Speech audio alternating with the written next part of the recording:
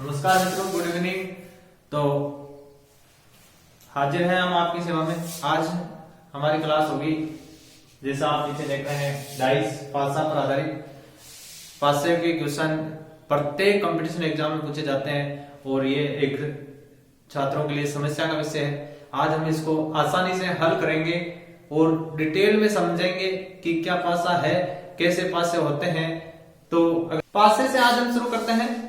पासे दो प्रकार के होते हैं, एक होता है स्टैंडर्ड डाइस और एक होता है जनरल डाइस। दो प्रकार के पासे होते हैं, सामान्य और विशेष। स्टैंडर्ड पता कैसे चलेगा ये स्टैंडर्ड डाइस है या सामान्य जनरल डाइस है, इसके लिए आपको बता देता हूं आज कि इस प्रकार का जब एक चित्र दिया है पासे का, उसमें हमें ये पता करना है कि अगल बगल जिसमें 7 होते हैं वो तो होगा सामान्य जनरल पासा, जनरल डाइस जिसको बोलते हैं। और जिसमें अगर अगल बगल 7 नहीं हो उसको क्या कहेंगे, स्टैंडर्ड डाइस। तो पहला जैसे हमारे पास में एक पासा पड़ा है, यहाँ पर इसको देखिए, इसमें क्या है, यहां देखिए 5 है, कितना है 5, और यहां देखिए 3 है। तो 5 प्लस 3 जब हमने किया अगल बगल का तो कितना हो गया, 8 हो गया। इस प्रकार इधर देखिए 5 और यहां कितना 1, तो 5 प्लस 1 अगल बगल किया तो कितना हो गया 6। इधर देख लीजिए 3 प्लस 1 अगल बगल किया तो कितना हो गया 4। कहीं भी 7 नहीं हुआ है। जब किसी पासे में अगल बगल 7 नहीं हो तो वो क्या है, स्टैंडर्डाइज है। और जब किसी पासे में अगल बगल 7 हो जाए तो वो क्या है, जनरलाइज। अब इसको देखिए 1 2 3 4 और ये 3, तो 4 प्लस 3 जब हमने किया, जरूर नहीं आप 4 प्लस 3 दे, आपको 5 प्लस 2 भी दे सकता है, आपको 6 प्लस 1, यहाँ 6 दे दिया, यहाँ 1 दे दिया, 6 प्लस 1 भी हो सकता है। तो जहां भी 7 टोटल होता है अगल बगल का, जैसे हमने 4 प्लस 3 किया 7 टोटल हो गया, इसका मतलब ये डाइस कैसा हो गया, जनरल डाइस हो गया। देखिए इधर देखिए 4 प्लस 5, इधर तो 9 हो रहा है, 4 प्लस 5, इधर 4 प्लस 5 प्लस 3 8 हो रहा है, यहां 9 हो रहा है। पर यहां जब 7 हो रहा है, किसी भी एक जगह पर अगर अगल बगल 7 हो जाए तो वो पासा जनरल हो जाएगा। अब हम शुरुआत में किससे करेंगे, शुरुआत हम स्टैंडर्ड डाइस से करेंगे। मैं इसको हटा रहा हूं। आप शुरुआत में हम किससे करेंगे, स्टैंडर्ड डाइस से ही शुरुआत करेंगे। अब स्टैंडर्ड डाइस है इस प्रकार, एक मैं यहां पर बना देता हूं आपको, और पहले सर्कुलर बनाना है, फिर बीच में वाई बना देना है। इस प्रकार पासा बनता है। अब स्टैंडर्ड डाइस में क्या देगा हमें, यहां अगर 4 दे दिया, यहां 5 दे दिया और यहां दे दिया 1। अब पूछेगा किसी एक अंक के, हमें सामने वाला पूछेगा। स्टैंडर्ड डाइस में एक ही ध्यान रखना है, 2 इसमें शर्तें होती है। पहली शर्त क्या है, अगल बगल में अगल बगल का योग 7 नहीं होगा।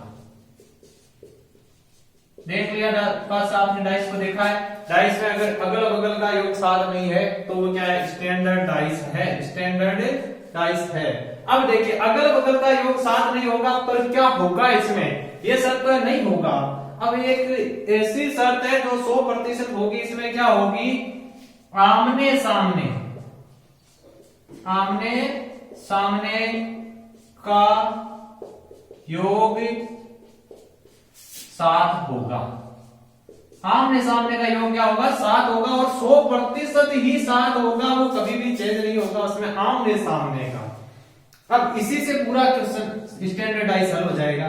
कैसे होगा, देखिए जैसे अगर 4 का पूछे हमें कि 4 के सामने क्या आएगा, अगर एक पास से पूछा जाता है इस प्रकार आता है, तो उसमें 4 के सामने क्या होगा, क्या कहा था, आमने सामने 7 होगा, आमने सामने का योग 7 होगा। तो 4 में क्या जोड़े 7 आएगा, 3, तो 4 के सामने क्या आएगा इसमें 3, और 3 के सामने क्या आ जाएगा 4।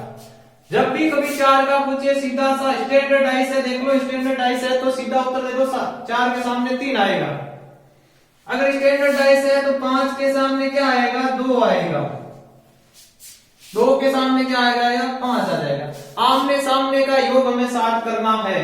जैसे ही पूछे 1 के सामने, तो 1 के सामने क्या आ जाएगा इसमें 6, और 6 के सामने क्या आ जाएगा, 1 आ जाएगा। स्टैंडर्ड डाइस में इस प्रकार होगा। जब भी पूछे आमने सामने का योग 7 होगा।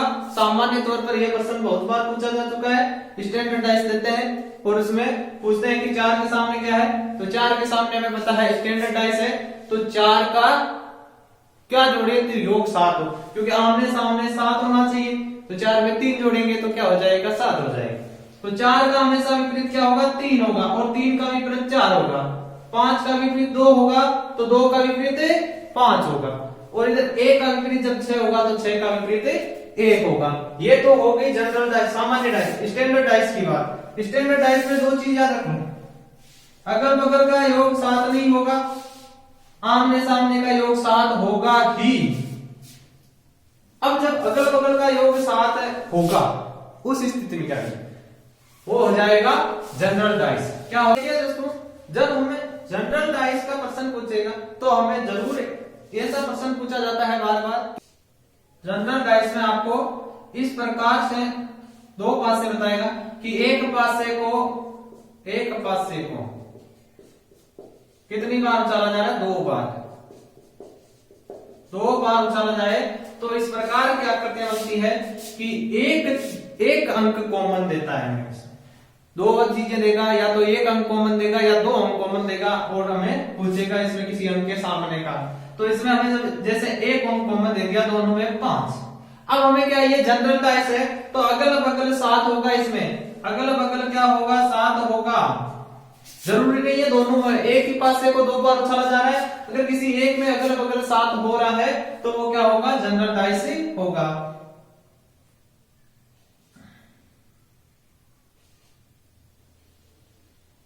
जैसे यहां ले लिया 5 2 1, यहां 5 3 और 4 दे दिया हमें।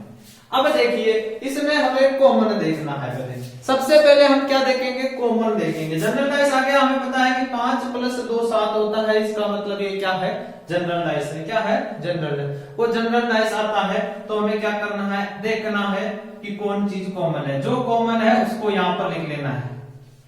कॉमन है 5 इसमें, तो 5 को हमने यहां लिख लिया नीचे। अब क्या करना है, घड़ी की दिशा में हमें दोनों को लिखना है। घड़ी की दिशा में घूमते हुए लिखना है। 5 के बाद में 2, 2 के बाद में 1, इस पास से नहीं आ गया। इसमें देखिए 5 के बाद में 4, और 5 के बाद में 4 के बाद में 3। घड़ी की दिशा में क्लॉकवाइज हमें घूमना है, तो ये आ गया। अब देखिए इसका विपरीत ये होगा और इसका विपरीत ये होगा। जो हम क्लॉकवाइज लिखेंगे उसके बाद हमें देखना है 2 का विपरीत 4 और 4 का विपरीत 2 हो जाएगा। ऐसे ही 1 का विपरीत 3, 1 के सामने क्या आ जाएगा, 3, और 3 के सामने वापस क्या होगा, 1। तो 1 का सामने आ गया 3, 2 के सामने आ गया 4, 4 के सामने 2, 3 के सामने 1। ये तो हो गया अपना। ये जैसे ही हम लिखेंगे तो ऊपर नीचे इनको ऐसे गोला बना के देख लेना है कि 2 का विपरीत 4 होगा तो 4 का 2 हो जाएगा। अगर हमें पूछे कि 2 के सामने क्या आ जाएगा तो हम सीधा सा जवाब दे देंगे 4। अगर पूछे 1 के सामने क्या आएगा तो 3। अगर पूछे 3 के सामने क्या आ जाएगा तो क्या आएगा, 3 के सामने 1। 4 के सामने क्या आएगा, 2 आएगा। अब हमें पूछे कि 5 के सामने क्या आएगा, तो 5 के सामने वह अंक आएगा जो यहां पर नहीं दिखाई दे रहा है। देखिए 1 यहां पर है, 2 यहां पर है, 3 है, 4 है और 5 है। पासे में अंक होते हैं 6। अब 6 में से हमें 5 तक दिख रहा है, 6 नहीं दिख रहा है, तो 5 के विपरीत 5 के सामने क्या आ जाएगा, 6 आ जाएगा अपना। यह है फर्स्ट टाइप का क्वेश्चन जिसमें एक अंक कॉमन दिया है, तो कॉमन अंक को पहले यहां लिख लिया और क्या किया, क्लॉकवाइज आगे लिखते चले। 5 के बाद में 2 1, 5 के बाद में 4 3, ये दोनों के विपरीत हो जाएंगे। और 5 का विपरीत जब पूछे सामने क्या आएगा तो हमें क्या करना है, जो यहां दोनों पासों में नहीं दिखे वही अंक 5 का सामने, मतलब जो कॉमन अंक है उसके सामने जो यहां पर नहीं दिखेगा वह आ जाएगा। अब देखिए इसका टाइप सेकंड कि जब 2 कॉमन दे दे,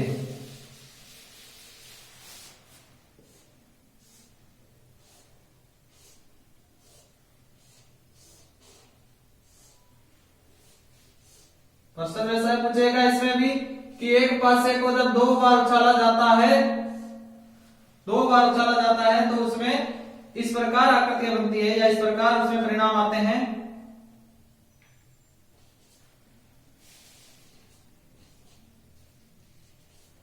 अब देखिए इस प्रकार का एक पासा में दे दिया, सॉरी